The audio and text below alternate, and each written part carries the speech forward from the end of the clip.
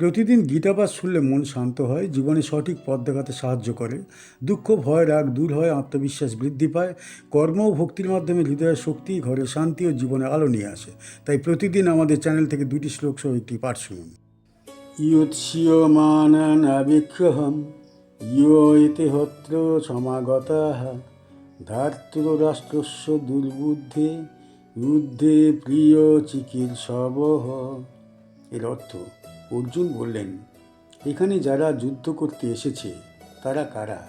বিশেষত যারা দুর্বুদ্ধি ধৃতরাষ্ট্রের পুত্রদের পক্ষে এই যুদ্ধে প্রিয়তর কর্ম করতে চায়। আমি তাদের প্রত্যেককে ভালোভাবে দেখে নিতে চাই। যোৎসা মানান, যারা যুদ্ধ করতে উদ্যত। অবিক্ষে অহম, আমি দেখতে চাই। যে এতে অত্র সমাগতা, যারা এখানে উপস্থিত হয়েছে। ধার্তরাষ্ট্রস্য দুর্বুদ্ধে, দুর্বুদ্ধি ধৃতরাষ্ট্র পুত্রদের। যুদ্ধে প্রিয় চিকিৎসক, যুদ্ধে যাদের মন তাদের পক্ষে কাজ করতে আগ্রহী। এই শ্লোকে অর্জুনের মানসিক অবস্থা আরও পরিষ্কারভাবে উঠে আসে। যুদ্ধের ময়দান সাজানো, সিংহা বাজছে, দুই পক্ষের সেনাবাহিনী প্রস্তুত। তবুও অর্জুনের মন যুদ্ধের উত্তাপে নয়, বরং গভীর চিন্তায় নিমগ্ন।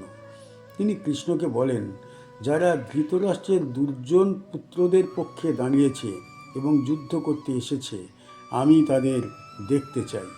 এই আকাঙ্ক্ষা কেবল শত্রুকে পর্যবেক্ষণ নয়, এর পেছনে অর্জুনের মানবিক অনুভূতি, তার দ্বন্দ্ব ও মানসিক কম্পন স্পষ্ট। এই পর্যবেক্ষণ ইঙ্গিত দেয় যে অর্জুনের মন যুদ্ধের আদর্শ থেকে সরে মানবিকতার দিকে ঝুঁকেছে। তিনি বুঝে নিতে চান, নিজের আত্মীয় স্বজনদের বিরুদ্ধে তলোয়ার তোলা কি ন্যায়সঙ্গত? যারা অন্যায়কারীদের জন্যে যুদ্ধ করতে এসেছে, তাদের পরিণতি বা কী হবে? এই শ্লোকে অর্জুনের ধর্মসংকট প্রকাশ পায়। যোদ্ধা হিসাবে কর্তব্যনিষ্ঠা এবং আত্মীয় বন্ধুদের প্রতি মমতা, এই দুয়ের টানা পড়েন। এটাই পরবর্তী অধ্যায়ে অর্জুনের বিমর্ষতা ও কৃষ্ণের গীতা উপদেশের ভূমিকা তৈরি করে। অন্যদিকে ধার্তরাষ্ট্রস্য দুর্বুদ্ধে শব্দটি অর্জুনের দৃষ্টিভঙ্গিকে তুলে ধরে। দুর্যোধনের অন্যায়, লোভ ও ক্ষমতা লিপ্সা সমস্ত কুরুক্ষেত্র যুদ্ধের মূল কারণ। তাই যারা তার পক্ষে দাঁড়িয়েছে তাদের প্রতি অর্জুনের করুণা এবং বিস্ময় দুটোই মিশ্রিত। শ্লোকটি অর্জুন উবাচ অংশের অন্তর্গত। দুঃশাসনের অত্যাচার, দ্রৌপদীর অপমান, অন্যায়ভাবে রাজ্য ছিনিয়ে নেওয়া এবং শান্তির প্রস্তাব প্রত্যাখ্যানের পর যুদ্ধ অনিবার্য হয়ে ওঠে। দুই পক্ষ যুদ্ধে লিপ্ত হতে যাচ্ছে, তখন অর্জুন কৃষ্ণকে অনুরোধ করেন রথটি মাঝখানে আনতে, যাতে উভয় পক্ষকে তিনি ভালোভাবে দেখতে পান। এই শ্লোকে সেই মুহূর্তের ধারাবাহিকতা, যেখানে অর্জুন শত্রুপক্ষের মুখগুলো দেখতে চান, কারণ তারা শত্রু হলেও তার আত্মীয়, বন্ধু, গুরু এবং মিত্র। এই দৃশ্যই পরবর্তীতে তার হৃদয় ভেঙে দেয় এবং তিনি যুদ্ধ করতে অনিচ্ছুক হয়ে পড়েন। কি শিখতে পারি এই শ্লোক থেকে? যুদ্ধের আগে মূল্যায়ন জরুরি।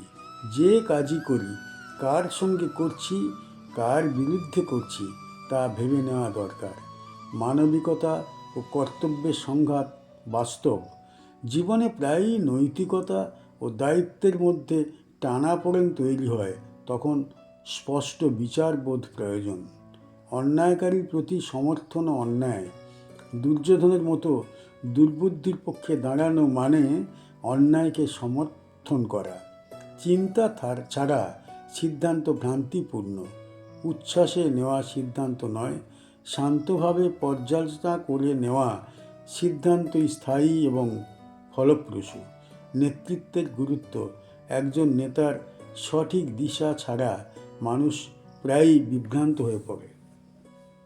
সঞ্জয় উবাচ এবমুক্তো ঋষিকেশ গুড়াকেশেন ভারত সেনয়োর্ভোর মধ্যে স্থাপয়িত্বা রথোত্তমম। অর্থ, সঞ্জয় বললেন, হে ভারত। গুড়াকেশ অর্জুন যখন এইভাবে ঋষিকেশ শ্রীকৃষ্ণকে বললেন, তখন কৃষ্ণ দুই পক্ষের সেনাবাহিনীর মাঝখানে সেই শ্রেষ্ঠ রথটিকে স্থাপন করলেন।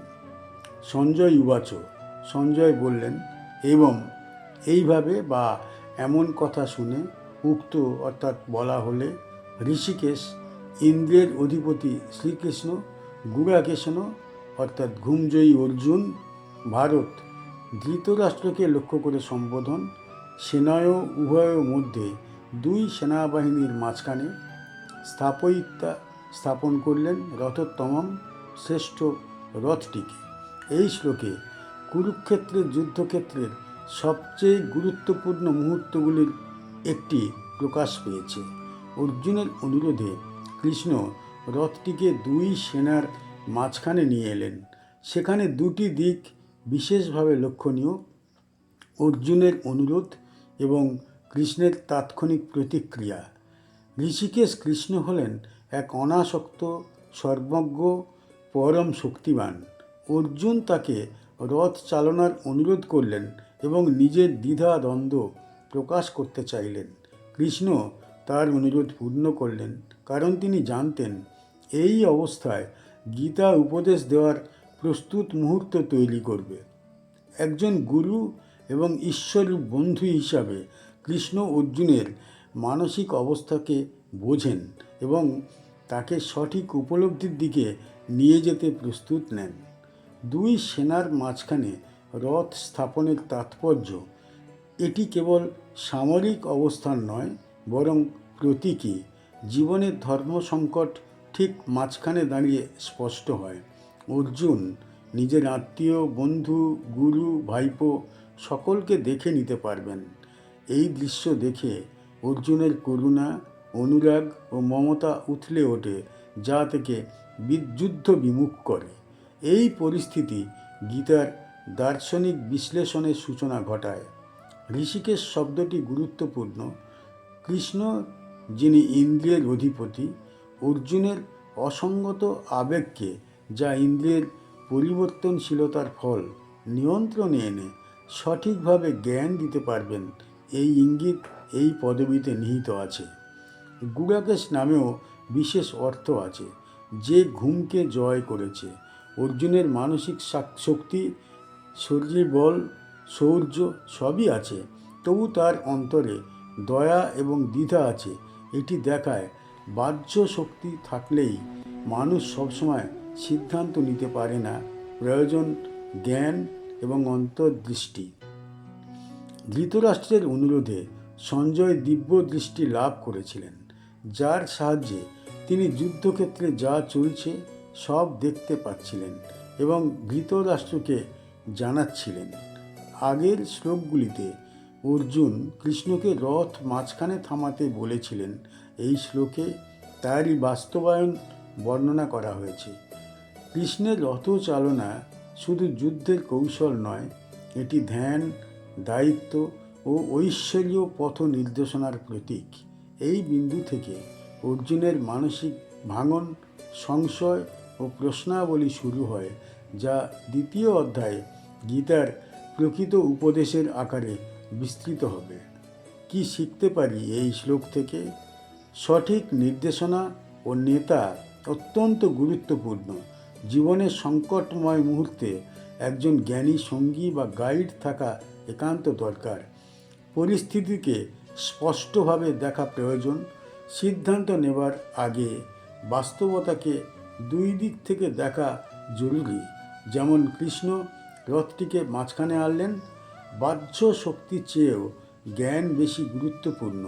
অর্জুন শক্তিমান, তবু বিভ্রান্ত, তাই জ্ঞানই তার একমাত্র পথ।